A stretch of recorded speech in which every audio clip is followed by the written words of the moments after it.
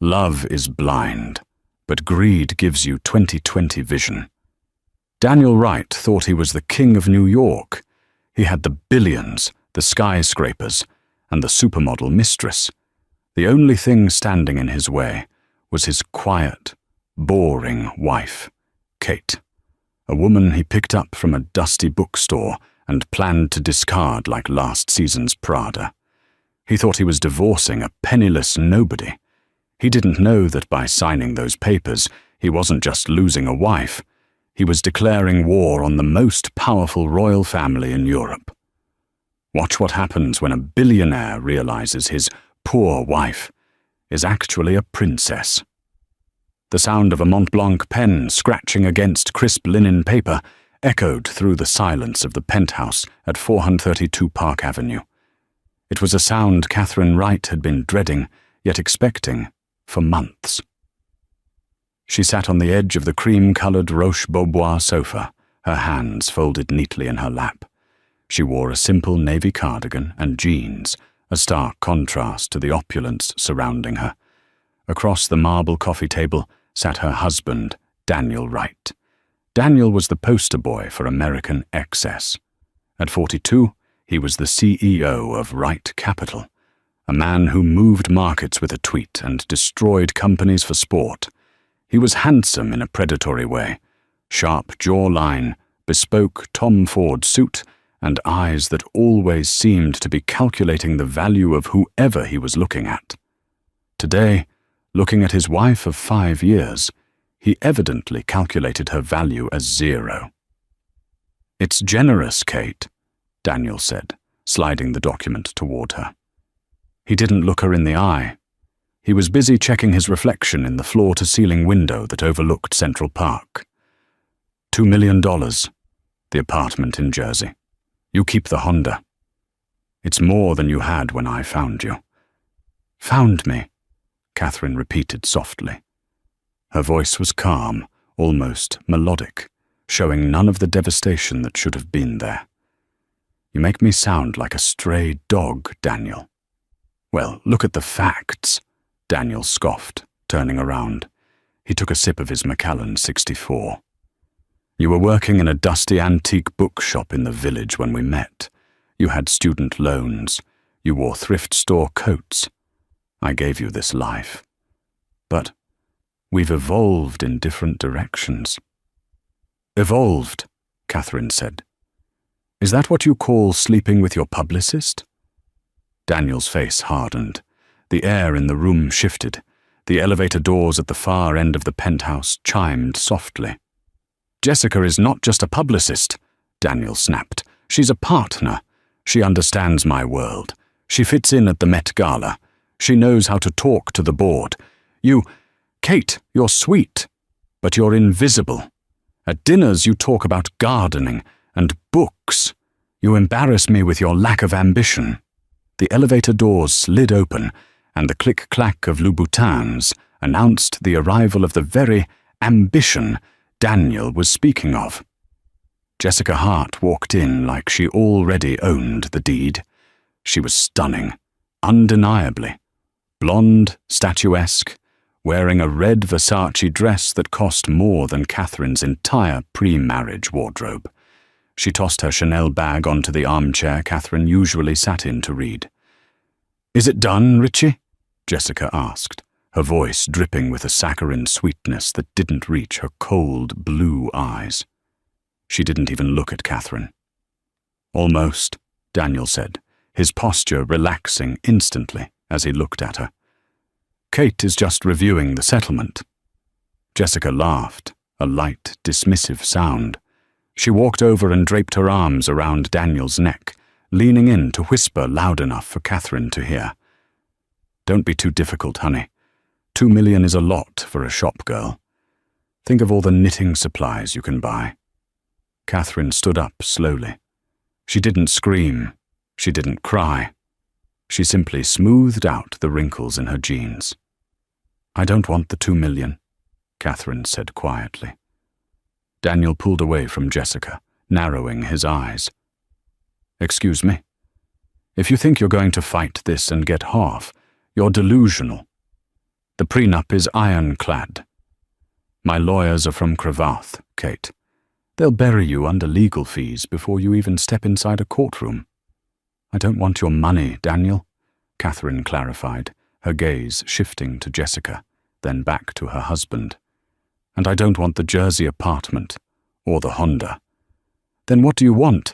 Daniel asked, confused. Alimony? Stocks? I want a clean break, Catherine said. She reached into her tote bag and pulled out a pen, not a fancy Mont Blanc, but a simple, heavy fountain pen with a crest engraved on the cap that was too small for Daniel to notice. I will sign the divorce papers right now, uncontested. I leave with what I came with, my books, my clothes, and my name. Your name? Jessica giggled. You mean Miller? Wow, hold on to that legacy, sweetie. Catherine ignored her. She leaned over and signed the papers with a fluid, practiced hand. Catherine Wright. But, Catherine added, straightening up, I have one condition. Daniel raised an eyebrow, checking the signature to make sure it was valid. Go on. The charity ball next week at the Pierre Hotel, Catherine said. The Global Humanitarian Gala. You're the keynote speaker. You insisted I attend with you months ago to keep up appearances. I want to attend. One last public appearance as Mrs. Wright before the announcement goes out on Monday. To save face. Daniel laughed, relief washing over him. He had expected a fight for his Hamptons estate. That's it? You want one last night of playing dress-up? Fine. Jess wasn't going to be ready to debut until next month anyway. Perfect, Catherine said. She picked up her tote bag. I'll have my things moved out by tonight. Where will you go? Daniel asked, a momentary flicker of pity crossing his face. The YMCA. Catherine walked to the elevator. She pressed the button and turned back, offering them a smile that was chillingly serene. Oh, don't worry about me, Daniel, she said. I'm going home. As the doors closed, Daniel turned to Jessica and grinned. That was easier than I thought. I told you she had no backbone. Jessica kissed him, smearing red lipstick on his collar. She knows her place, Richie. Some people are born to rule, and some are born to serve. She's just background noise. They toasted with champagne, celebrating their victory. They had no idea that the background noise was about to bring the whole symphony crashing down on their heads. The transition from the penthouse to the street was jarring, but for Catherine it was liberating. She hailed a yellow cab, not a black car. Where to, lady? The driver asked. The Carlisle Hotel, Catherine replied. The driver raised an eyebrow in the rearview mirror. She didn't look like the typical Carlisle guest, but he drove on. When they arrived at the legendary Upper East Side Hotel, Catherine didn't go to the front desk. She went straight to the elevators, inserting a black keycard that bypassed the lobby entirely, taking her to the royal suite on the 30th floor. The doors opened into a space that made Daniel's penthouse look like an IKEA showroom. It was decorated in gold leaf and Louis XVI furniture. Standing by the window, holding a secure satellite phone, was an elderly man in an impeccable butler's suit. Your Highness, the man said, bowing deeply as she entered. Welcome back. Catherine let out a long breath, her shoulders finally dropping. Hello, Alfred. It's good to be back. Please tell me you have tea. Earl Grey. The real kind. Imported this morning from the palace, ma'am, Alfred said, pouring a steaming cup from a silver service. I trust the meeting with Mr. Wright went as expected. He was predictable, Catherine said, taking the tea. She walked over to a velvet armchair and sat down, crossing her legs with a grace she had carefully suppressed for 5 years. He offered me money to go away. He thinks I'm destitute. The arrogance of the nouveau riche, Alfred muttered with disdain. If only he knew that your family's art collection alone is worth more than his entire company. He will know soon enough, Catherine said, her eyes flashing. Did you arrange everything for the gala? Yes, ma'am. The Grand Duke, your father, was displeased to hear of the divorce, but he is flying in, along with your brother, Crown Prince Alexander. They will be attending the gala as surprise guests of the French ambassador. Catherine smiled. It was a wicked smile. And the dress? It arrived from the vault in Geneva an hour ago, Alfred said. He gestured to a large velvet-covered mannequin in the corner of the room. He pulled the cover off. Underneath was a gown that would stop traffic. It wasn't just a dress, it was a statement. Deep emerald silk, custom-made by Dior. But the centerpiece wasn't the fabric. It was the sash, the royal sash of the House of Bourbon-Parma, pinned with the star of the Grand Cross. And next to it, resting on a velvet pillow, was the tiara, the fleur-de-lis diamond tiara that hadn't been seen in public since her grandmother wore it to the coronation of Queen Elizabeth II. Perfect, Catherine whispered. May I ask, ma'am, Alfred said gently, why did you stay with him so long? You could have ended this charade years ago when he first started showing his true colors. Catherine looked out the window at the Manhattan skyline. Because I wanted to be sure, Alfred. I wanted to see if a man could love me. Catherine Miller, the girl with the books. Not Princess Catalina, the heiress to a throne and a banking empire. I wanted to believe in the fairy tale of normal life. She took a sip of tea, her expression hardening. But Daniel proved that for men like him, normal is just code for disposable. He fell in love with a fantasy of a savior complex. He wanted a poor girl he could rescue, control, and then upgrade when he got bored. He broke the only rule my father gave me when I left the palace. Never let a commoner make you feel common. He will regret it, Your Highness, Alfred said. He won't just regret it, Catherine said, standing up and running her fingers over the cold diamonds of the tiara. He's going to learn a lesson in hierarchy. Daniel thinks he's a shark because he swims in a pond. He's about to find out what happens when you swim in the ocean with the whales. Meanwhile, at Wright Capital HQ, Daniel was in a high-stakes board meeting. The company was trying to secure a massive contract with the European Union for renewable energy grids, a deal worth $40 billion. It would make Wright Capital the most powerful energy firm in the world. We're hitting a wall with the regulatory committee in Brussels, his VP of operations, a nervous man named David, said.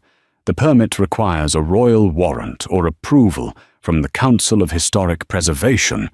Specifically, the land we want to build on in southern France, it has historical ties to an old aristocratic family. They have veto power. Daniel waved his hand dismissively. Buy them out. Everyone has a price. Who is the family? It's complex, David said, shuffling papers. The land belongs to the Duchy of Parma and Piacenza, currently held in trust by the collateral branch of the Spanish and Luxembourgish royal families. The head of the trust is very private. We've been trying to get a meeting, but they ghosted us. Keep pushing, Daniel barked. I don't care if it's the King of England. Offer them double market value. I want that deal signed by next week. And get me a meeting with the French ambassador at the gala on Saturday. I'll charm him. Jessica, sitting in the corner taking notes on her iPad, looked up and smiled. You can charm anyone, Richie. Once we get that deal, we'll be the power couple of the century. Forget the Kardashians. It'll be the Wrights.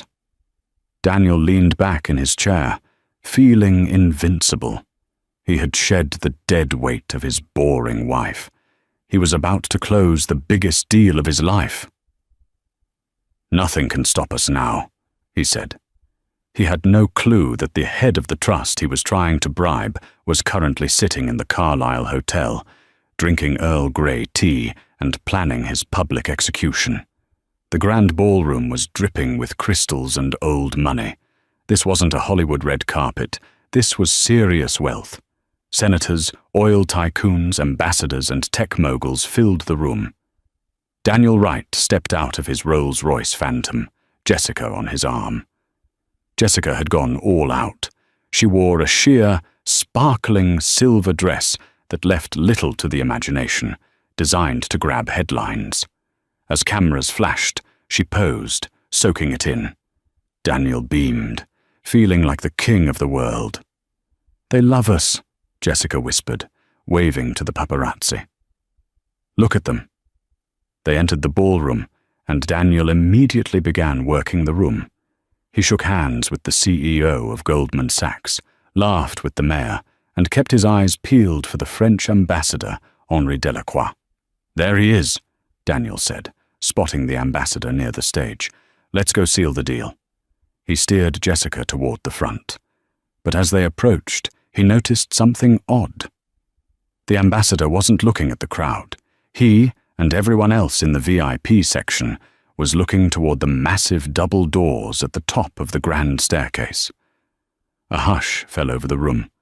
The music, a live string quartet, abruptly stopped, then transitioned into a formal, regal fanfare. "What's going on?" Jessica asked, annoyed that the attention had shifted away from her dress. "Is it a surprise performance? Beyoncé?" "I don't know," Daniel muttered. The master of ceremonies stepped to the microphone. His voice boomed, but it trembled slightly with reverence. "Ladies and gentlemen, please rise." Daniel frowned. "Rise? For who?" The president wasn't scheduled to be here. "Please welcome," the MC continued, "His Royal Highness, Grand Duke Henri of the House of Bourbon-Parma, His Royal Highness, Crown Prince Alexander, and—" The doors swung open. "Her Royal Highness, Princess Catalina." 3 figures stepped onto the balcony overlooking the ballroom. On the left, a tall, imposing man with grey hair and a chest full of military medals. On the right, a handsome younger man in a tuxedo with a red sash. And in the center was Kate. But it wasn't the Kate Daniel knew. This woman stood 3 inches taller in heels that cost a fortune. She wore the emerald gown, the sash of the royal house, draped across her chest, and on her head, glittering under the chandeliers like a halo of ice, was the massive diamond tiara. Daniel's glass of champagne slipped from his fingers and shattered on the floor. "That's—" Jessica gasped, her eyes bulging. "That's your wife." "No," Daniel whispered, his brain misfiring. "That's Kate. She buys her clothes at Target. This is a joke. It's a prank." The room erupted into a different kind of murmur, the sound of respect and awe. The entire room, including the billionaires Daniel idolized, bowed their heads or curtsied as the trio began to descend the staircase. As Kate, Princess Catalina, walked down the stairs, she didn't look at the floor. She looked straight ahead, radiating a power that Daniel had never seen.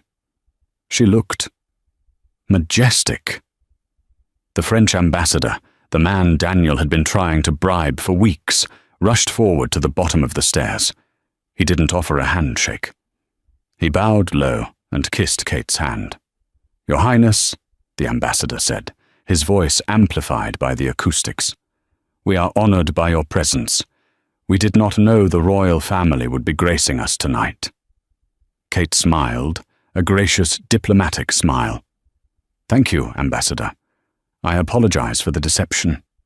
I have been observing life in New York incognito for some time.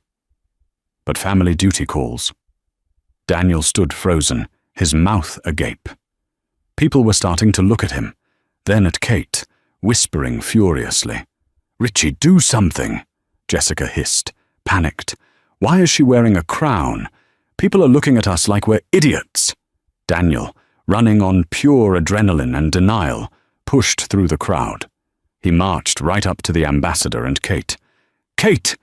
Daniel blurted out, his voice cracking. "What the hell is this? Is this some kind of costume party? Take that thing off your head. You look ridiculous." The silence that followed was deafening. The ambassador looked at Daniel with pure horror. The Grand Duke, Kate's father, stepped forward, his eyes like steel. "I beg your pardon," the Grand Duke rumbled. "Who is this man who dares to speak to my daughter in such a manner?" Daniel pointed a shaking finger at Kate. "Daughter? I'm her husband. She's Catherine Wright. She's a nobody from the village." Kate turned her head slowly to look at Daniel. Up close, the transformation was even more terrifying. Her eyes weren't the soft, pleading eyes of his wife. They were the eyes of a ruler looking at a peasant. "Daniel," she said coolly, "you seem confused. Let me introduce you properly." She gestured to the older man. "This is my father, Grand Duke Henri, and this is my brother, Prince Alexander." She took a step closer to Daniel, her voice dropping so only he, Jessica, and the immediate circle could hear. "And I am not Catherine Wright. My name is Princess Catalina Marie-Therese of the House of Bourbon-Parma. And as of this morning, when you signed those papers, I am happily divorced." She turned to the ambassador. "Henri, is this the man representing Wright Capital? The one seeking the permits for the land in Provence?" "Yes, Your Highness," the ambassador said nervously. "I see," Kate said. She looked at Daniel, a small, cruel smile playing on her lips. "Well, as the head of the Heritage Trust that owns that land, I'm afraid the answer is no. We don't do business with people who lack integrity." Daniel felt the blood drain from his face. The $40 billion deal. Gone. In a sentence. "Kate, wait," Daniel stammered, reaching for her arm. Before he could touch her, two massive security guards in suits materialized, blocking his path. "Do not touch Her Royal Highness," one of them growled. Jessica, realizing the ship was sinking, tried to pivot. "Oh my God, Kate! I always knew there was something special about you. I told Daniel, didn't I?" Kate looked at Jessica. She looked at the cheap, flashy silver dress. Then she looked at her own emerald silk. "Miss Hart," Kate said, "I believe you have my husband. You can keep him. I have a kingdom to run." She turned her back on them and walked into the crowd, the sea of people parting for her like the Red Sea. Daniel was left standing in the middle of the ballroom, surrounded by shattered glass and the ruins of his life, as the whispers of New York's elite turned into laughter. If the gala was the crash, the following Monday was the burning wreckage. Daniel woke up not in his penthouse, but in a hotel room at the Pierre. He hadn't wanted to go home and face the silence of the apartment where Kate used to be. Beside him, Jessica was scrolling furiously through her phone, her face pale. "Have you seen this?" she shrieked, shoving her iPhone into his face. It was the New York Post. The headline was brutal, printed in bold black letters. "The Princess and the Prick." Below it was a split photo. One side showed Kate in her emerald gown and tiara looking like a queen. The other showed Daniel red-faced and sweating, pointing a finger at her, with Jessica looking terrified in the background. "They're calling me the court jester," Jessica screamed, throwing the phone on the duvet. "My Instagram comments are a war zone. I've lost 10,000 followers since midnight. Daniel, fix this." Daniel rubbed his temples. His head was pounding. "Calm down, Jess. It's just a tabloid. It'll blow over in 48 hours. The news cycle moves fast." He was wrong. When Daniel arrived at Wright Capital an hour later, the atmosphere was funereal. Usually, the lobby buzzed with energy. Today, employees huddled in corners, whispering. When they saw him, they went silent and looked at the floor. He stormed into his office. David, get in here. David, his VP, hurried in, looking like he hadn't slept. He was holding a stack of papers. Tell me the EU deal is still salvageable, Daniel demanded, pouring himself a coffee. I'll fly to Brussels. I'll apologize to the ambassador personally. It's not just the deal, Daniel, David said, his voice shaking. It's the stock. What about the stock? Look at the ticker. Daniel turned on the Bloomberg terminal on his desk. He gasped. STRL, Right Capital, was down 38% in pre-market trading. The line on the graph looked like a cliff dive. Why? Daniel roared. Because of a gossip column? Because of the fraud allegations, David said quietly. Daniel froze. What fraud? When you filed the disclosure forms for the EU energy project, you listed the land acquisition in Provence as secured pending signature. You leveraged company assets based on that land being ours. Now that the Princess, your ex-wife, has publicly stated that the Heritage Trust will never sell to us, the SEC is investigating us for misleading investors. They think you lied about having the deal locked down to pump the stock price. Daniel slumped into his leather chair. She did this, he muttered. She planned this. There's more, David continued, wincing. Since the news broke that Catherine is royalty, the press has been digging into your divorce filing. You offered her $2 million. The public perception is catastrophic. Clients are pulling out. The Teachers' Pension Fund of Ohio just liquidated their entire position in Right Capital. That was a $500 million account, Daniel. Gone. Daniel felt like the walls were closing in. He grabbed his phone and dialed the one number he had ignored for 5 years. Kate. It went straight to voicemail. But it wasn't the old voicemail greeting where she sounded shy and sweet. It was a generic, automated voice. The number you have reached is no longer in service. He slammed the phone down. Get my jet ready, Daniel barked. I'm going to Europe. I need to find her. If I can get a photo of us making peace, the markets will stabilize. She's still Kate. She's soft. I can talk her into it. David looked at him with pity. Daniel, she's not in Europe. The flight logs show the royal delegation flew to the Cayman Islands this morning. The Caymans? Why? That's where the headquarters of the Royal Holding Company is, David said. And Daniel, that's where our company's debt is serviced. A cold chill ran down Daniel's spine. He didn't understand the full picture yet. But he knew one thing. The mouse he had kicked out of his house was currently dismantling his life, brick by brick. 3 weeks later. Daniel Wright was a man who prided himself on never begging. But as he stood outside the heavy iron gates of a sprawling estate in the hills of Sintra, Portugal, where the royal family was vacationing, he was ready to beg. He looked unkempt. The stress of the last month had aged him 5 years. The SEC investigation was heating up. The board was threatening to vote him out. And Jessica, well, Jessica had become a nightmare. It's hot, Daniel, Jessica whined from the rented Mercedes behind him. And my heels are sinking into the dirt. Can't we just call her? Shut up, Jessica, Daniel snapped. It was the first time he had truly yelled at her. She recoiled, shocked. Daniel pressed the intercom button on the gate again. Daniel Wright, here to see Her Highness, Princess Catalina. It is urgent. A static crackle. Then a voice Daniel recognized. It was Alfred, the butler. The princess is in the middle of a cello lesson, Mr. Wright. She is not to be disturbed. Alfred, please, Daniel said, his voice cracking. I know you can hear me. I flew across the ocean. I just need 5 minutes. I need to apologize. Silence. Then the gate buzzed and slowly creaked open.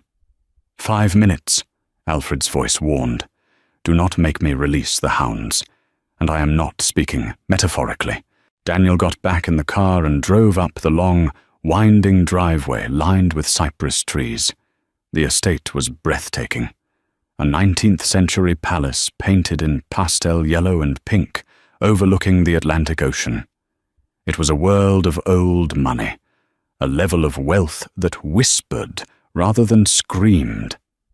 He found Kate in the garden, sitting under a pergola covered in wisteria. She was wearing a white linen sundress and sandals. She looked younger, freer. She was playing a cello, the deep, mournful notes filling the air. She didn't stop playing when he approached. She finished the piece, letting the final note vibrate into silence. "You never told me you played the cello," Daniel said softly, standing 10 feet away. Kate looked up. Her face was impassive. "You never asked. You usually turned up the TV if I tried to practice. You said classical music was depressing." "I was an idiot," Daniel said. He took a step forward. "Kate, I didn't know." "You didn't know I was a princess?"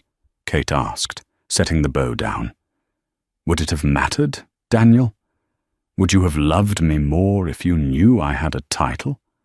Or would you have just loved the access I could give you?" "I loved you," Daniel lied.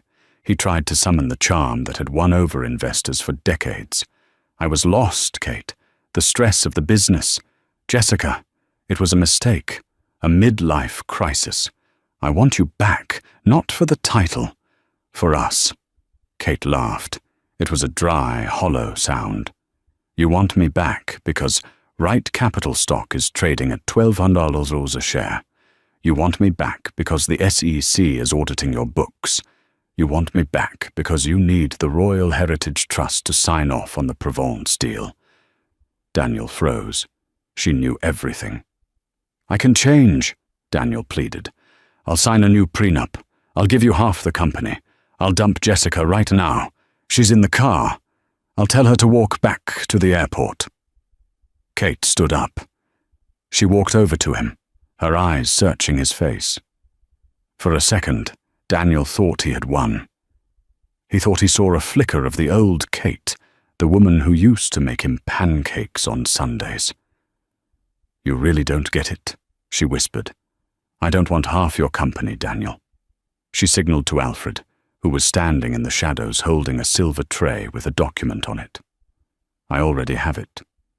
The silence in the garden was heavy, broken only by the distant, rhythmic crashing of the Atlantic waves against the cliffs of Sintra.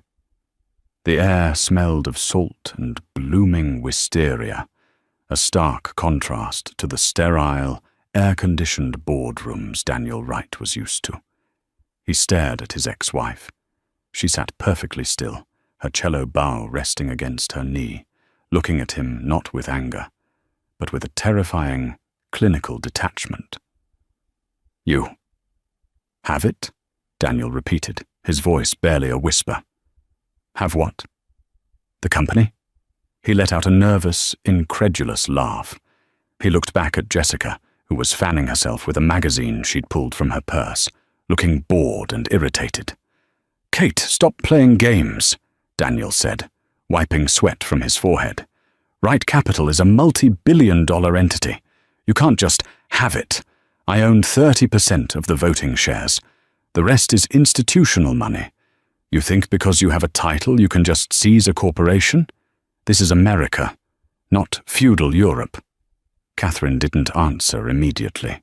She simply gestured to Alfred. The elderly butler stepped out from the shadows of the cypress trees. He held a thick, leather-bound portfolio stamped with a gold crest.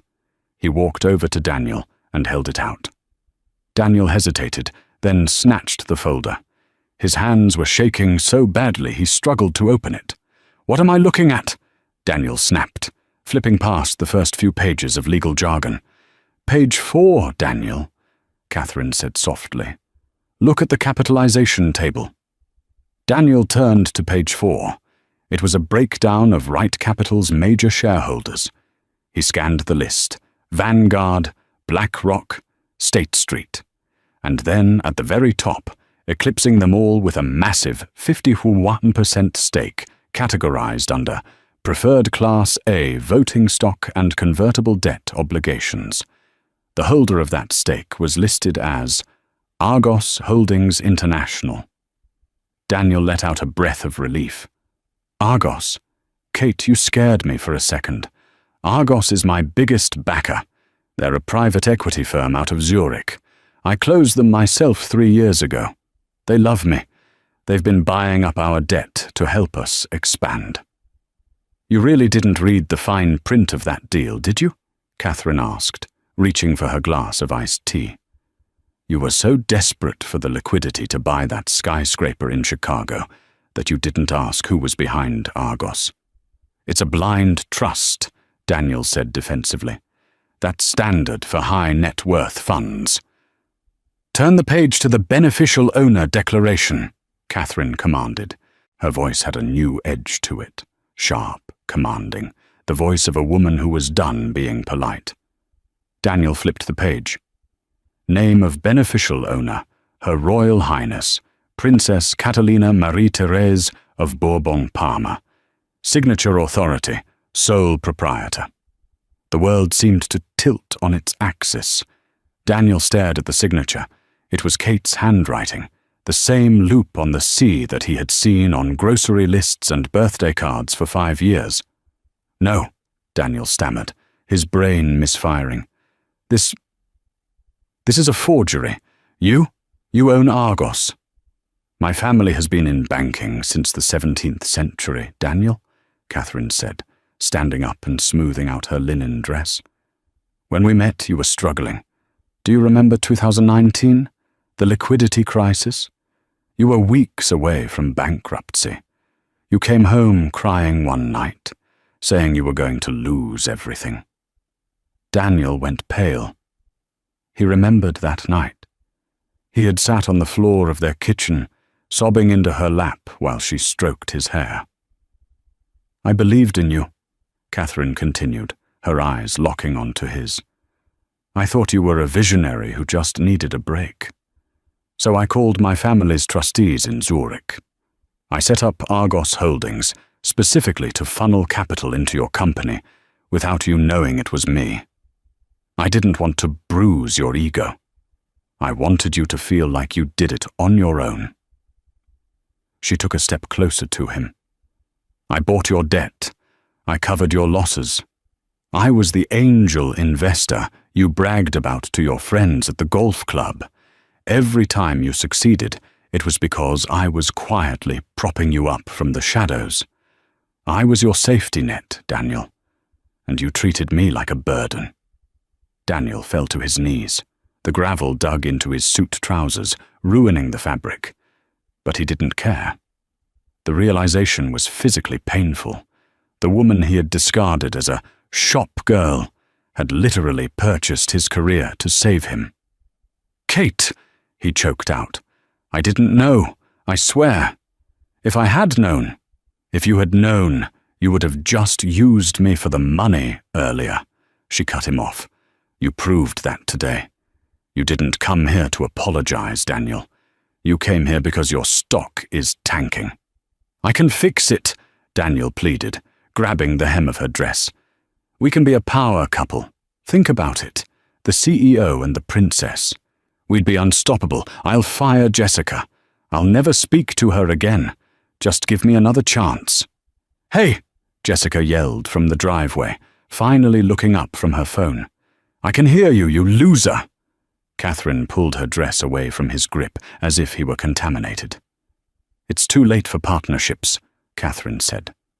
Alfred, give him the minutes from this morning's meeting. Alfred handed Daniel a single sheet of paper. It was a corporate resolution. Notice of extraordinary board meeting, Wright Capital Inc. Motion, removal of Daniel Wright as Chief Executive Officer for cause, citing gross negligence, breach of fiduciary duty, and reputational damage. Vote count, Argos Holdings, 51%. For minority shareholders. For outcome, motion carried. You fired me, Daniel whispered, reading the words through a blur of tears. You can't do that. I'm the founder. Argos Holdings invoked the bad boy clause in your contract, Catherine explained calmly. The clause that triggers immediate termination if the CEO engages in conduct that scandalizes the company. Your public divorce spectacle? The fraud investigation regarding the French land? That's all the cause we needed. Who? Daniel gulped, his throat dry. Who is replacing me? David, Catherine said. He's been doing the actual work for years while you were out having lunch meetings with Jessica. He was appointed interim CEO at 9 Nicolems this morning. Your key card has already been deactivated, Daniel. Security is packing up your office as we speak. They will mail you a box with your personal effects. Daniel slumped forward, his hands in the dirt. He had lost the wife. He had lost the money. And now he had lost the title. He was no longer Daniel Wright, CEO. He was just Daniel Wright, unemployed. Jessica, sensing the shift in the atmosphere, finally marched over. She looked at the papers on the ground, then at Daniel's pathetic posture. Wait a minute, Jessica said, her voice shrill. Does this mean he's broke? Catherine looked at Jessica with a mixture of amusement and pity. The SEC fines will likely take his liquid cash. The divorce settlement is zero because the prenup was voided by his fraud. And he has no salary. Catherine paused for effect. So, yes, Ms. Hart, he is effectively poor. Jessica's face twisted in disgust. She looked at Daniel, who was still kneeling in the gravel. You told me you were worth $3 billion, Jessica screamed at him. You liar, I missed Fashion Week for this? She turned to Catherine. Look, Your Highness, or whatever. I didn't know. I'm a victim here, too. He manipulated me. Save it, Catherine said, turning her back on both of them. Alfred, please escort Mr. Wright and Miss Hart off the estate. If they are not on the public road in 5 minutes, release the dogs. And Alfred, use the Dobermans. Very good, ma'am, Alfred said, a small, satisfied smile playing on his lips. Alfred grabbed Daniel by the arm. Up you get, sir. Dignity is a lost cause. But let's try to preserve the trousers.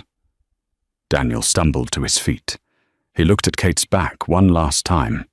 She was already adjusting her position on the chair, raising her bow to the cello strings. She didn't look back. She had already moved on. As Alfred marched them down the driveway, Jessica was already on her phone, frantically swiping through a dating app, looking for a new target. Daniel walked in silence, the weight of his own hubris crushing him. Behind him, the sound of the cello rose again, a deep, resonant melody that sounded less like a song and more like a victory march. 6 months later. January. The wind in Queens didn't just blow, it bit.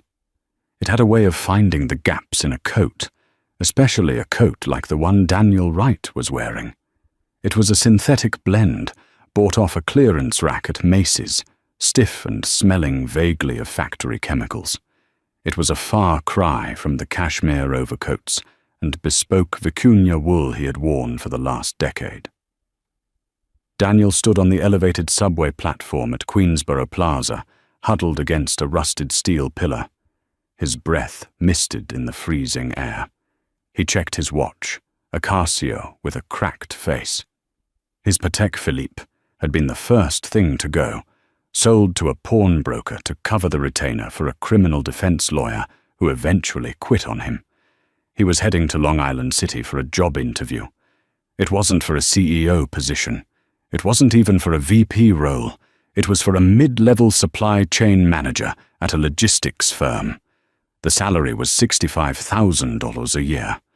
Daniel used to spend that on wine in a single weekend.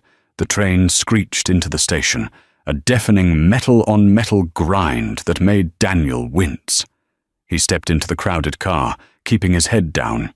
He had learned the hard way to avoid eye contact. In the weeks following the scandal, people had recognized him. They had filmed him with their phones, shouting, "Hey, look, it's the guy who tried to con the princess," Or, "Where's your tiara, Richie?" Now, with a scruffy, grey-flecked beard and dark circles under his eyes that looked like bruises, he was just another exhausted face in the New York commute. The office was a grim, fluorescent-lit space in a converted warehouse. Daniel sat across from the hiring manager, a man named Kyle, who looked no older than 26. Kyle was wearing a hoodie and spinning a fidget spinner on the desk. "So," Kyle said, looking at Daniel's resume on his iPad. He didn't offer Daniel water. "Your resume is interesting. You have a gap here for the last 6 months." "I took some personal time," Daniel said, his voice raspy. He cleared his throat. "To reorganize my priorities." "Right," Kyle said, smirking. He tapped the screen. "And before that, you were the CEO of Wright Capital. That's a big jump down to logistics coordinator, isn't it? Why do you want this job, Mr. Wright?" Daniel swallowed his pride. It tasted like ash. "I'm looking for stability. I have a lot of experience in operational efficiency. I think I can help your team streamline its distribution channels." Kyle stopped spinning the toy. He leaned back, crossing his arms. "Look, I'm going to be real with you, Daniel. Can I call you Daniel?" "Yes. We Googled you. Everyone Googles everyone." Kyle turned the iPad around. On the screen was a collage of headlines from the New York Post, Business Insider, and the Daily Mail. "The billionaire who lost it all." "Wright fraud, how one man lied to a princess." "SEC bans Daniel Wright from trading for 10 years. "You're radioactive, man," Kyle said, not unkindly, but with a brutal, casual honesty. "My boss would kill me if I hired you. Clients would see your name on an email and run. We handle shipping for some sensitive accounts. We can't have drama attached to our brand." "I was never charged with criminal fraud," Daniel argued weakly. "It was a civil settlement. I admitted to record-keeping errors." "That's it." "It doesn't matter," Kyle said, standing up. "Perception is reality. You taught us that in your TED Talk back in 2018. Remember? I watched it in college." The irony hit Daniel like a physical blow, his own philosophy weaponized against him. "Thanks for coming in," Kyle said, already looking at the door. "Good luck out there." Daniel walked out of the warehouse, his legs feeling heavy as lead. That was the 7th rejection this month. He had no money left. The SEC fines had wiped out his liquid savings. The forensic accountants hired by the Royal Trust had found every offshore account, every hidden shell company, and drained them to repay the investors he had misled. He had nothing. No Hampton's house, no penthouse, no driver. And Jessica? That was the quickest exit of all. The day the news broke that he was insolvent, she had packed her bags. She didn't even leave a note. He saw her 3 weeks later on Instagram, tagged in a photo on a yacht in Dubai, hanging off the arm of a Saudi oil heir. She looked happy. She looked expensive. She hadn't looked back. Daniel walked aimlessly for blocks, the cold numbing his fingers. He needed coffee. He found a small, greasy spoon deli on the corner of a busy intersection. The windows were steamed up, shielding the inside from the grey street. He walked in, the bell jingling above the door. The smell of frying bacon and old coffee was overwhelming. He counted the crumpled bills in his pocket. $4.50. Enough for a coffee and maybe a bagel. "Regular coffee, black," Daniel muttered to the man behind the counter. $3, the man grunted. Daniel paid and moved to the side, wrapping his frozen hands around the paper cup for warmth. He leaned against the window counter, staring out at the slush on the sidewalk. "Turn it up, Joey," a customer at one of the tables shouted. "It's starting." All right, the counterman said, grabbing a remote and pointing it at the television mounted in the corner. Daniel glanced up instinctively. The screen was filled with gold. It was live footage from Vienna, the Schönbrunn Palace. The headline on the bottom of the screen read, "Royal Wedding, Princess Catalina, weds Duke of Södermanland." Daniel froze. The coffee cup trembled in his hand, splashing hot liquid onto his wrist. But he didn't feel the burn. The camera panned over a sea of guests, kings, queens, presidents, celebrities. And there, standing at the altar of the palace chapel, was Kate. She was breathtaking. She wasn't wearing the simple cardigan she used to wear when she read on their sofa. She was wearing a gown of ivory lace with a train that seemed to go on for miles. The diamond tiara, the one that had started this entire nightmare, glittered on her head. But it was her face that captivated Daniel. She was smiling, a genuine, radiant smile that reached her eyes. She looked powerful. She looked at peace. Standing next to her was the groom, Duke Lars of Sweden. He was tall, with kind eyes and a strong jaw. He wasn't a shark like Daniel. He was a philanthropist, a man known for his work in ocean conservation. He held Kate's hand like it was something precious, not something he owned. The news anchor's voice cut through the noise of the deli. It is a fairy tale ending for Princess Catalina, also known to many as the business queen of Europe. Since taking over the helm of her family's private equity firm, Argos Holdings, the company's value has tripled. Interestingly, one of her most successful assets, Right Capital, just reported record profits under its new management. The camera cut to a shot of the crowd applauding. In the front row, Daniel saw David, his old VP, the man who had replaced him. David looked happy, clapping enthusiastically. Even he had been invited. The princess has stated that she plans to use her platform to advocate for financial literacy for women. The anchor continued. A cause she says is personal to her, having overcome what she calls a difficult and controlling past relationship. The deli fell silent as the couple on the screen shared their first kiss. It was tender and respectful.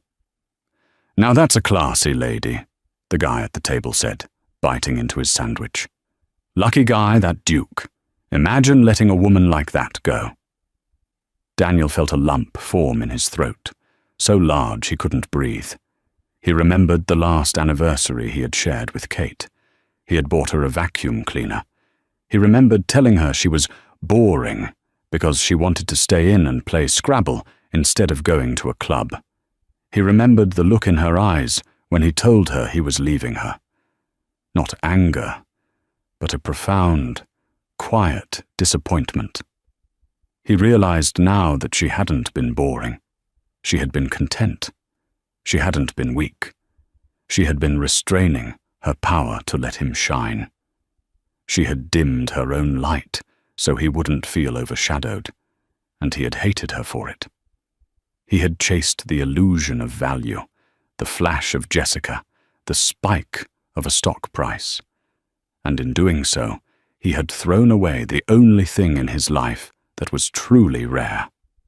"Hey, buddy," the counterman shouted. "You gonna buy something else? This ain't a library. You can't just stand there watching TV." Daniel snapped out of his trance. He looked at the screen one last time. Kate was walking down the aisle, confetti raining down on her.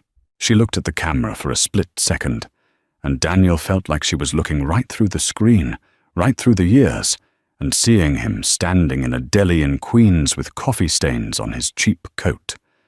She didn't look angry. She just looked done. "No," Daniel whispered, his voice breaking. "I'm done." He turned away from the warmth of the deli. He pushed open the door and stepped back out into the brutal New York winter.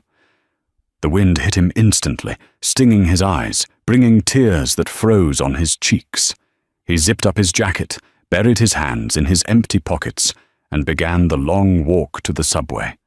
He blended into the crowd, a grey figure against a grey sky. Daniel Wright, The man who wanted to be king had finally gotten his wish. He was entirely, perfectly, and tragically alone. The story of Daniel Wright is more than just a tale of a bad divorce. It is a modern tragedy of perception. Daniel believed that value was something you could count, weigh, and trade. He looked at a diamond and saw wealth. He looked at a book and saw boredom. He failed to understand that the most valuable things in the world, loyalty, grace, and genuine love, often come in humble packaging. He spent his life trying to upgrade his existence, never realizing that he was already living in a palace, built by the quiet devotion of the woman he betrayed. By the time he understood the true hierarchy of the world, he was already at the bottom of it. So, the next time you feel the urge to judge someone by their shoes, their car, or their quiet nature, remember Daniel. Remember that the nobody you are dismissing today might just be the queen who holds the keys to your kingdom tomorrow. And that is the incredible, heartbreaking, and satisfying story of the billionaire and the princess. I have to ask you guys, do you think Daniel's punishment fit the crime? Was leaving him jobless and alone too harsh, or was it exactly what he deserved for his arrogance? I'm really curious to hear your take. Drop a comment down below. I'll be replying to the best ones. If this story kept you on the edge of your seat, please hit that like button. It really helps the algorithm find more people who love drama just like us. And if you're new here, subscribe and turn on notifications so you don't miss our next story. We have a crazy tale coming up next week about a lottery winner who hid his ticket from his entire family. You won't want to miss it. Thanks for watching. Stay humble, and I'll see you in the next video.